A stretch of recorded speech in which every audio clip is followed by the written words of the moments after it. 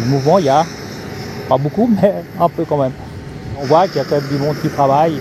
On fait tout ce qu'on peut pour la pérennité du matériel technique et puis qu'on soit prêt à partir. Car pour accueillir plus de 500 vols chaque jour, Genève Aéroport doit être réglé comme une horloge.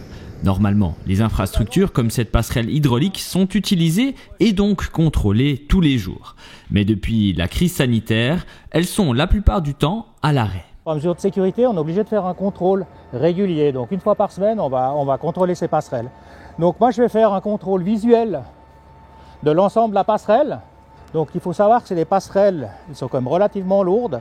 Elles font 40 tonnes. Donc on a une charge qui est très importante au niveau de l'essieu de roue. Donc je contrôle aussi la partie hydraulique, savoir si on n'a pas de fuite, si on n'a pas un tuyau qui est cassé. Donc là on tourne autour, on voit que tout va bien. Une fois l'extérieur contrôlé, il faut mettre en marche la machine pour vérifier que tout fonctionne. On met le contact, on passe le badge et les personnes accréditées peuvent manœuvrer la passerelle. Cette opération est répétée une fois par semaine sur l'ensemble des 16 installations de ce type. On a énormément de capteurs, c'est un automate, donc ces capteurs, c'est des capteurs inductifs et mécaniques. Donc il faut que tous ces éléments fonctionnent de temps en temps pour être sûr que ça soit totalement opérationnel le jour où l'aviation va reprendre, on espère le plus vite possible. Aujourd'hui, pas de souci, tout fonctionne. Mais en cas de défaillance, la passerelle est immédiatement réparée grâce aux pièces de rechange stockées sur place.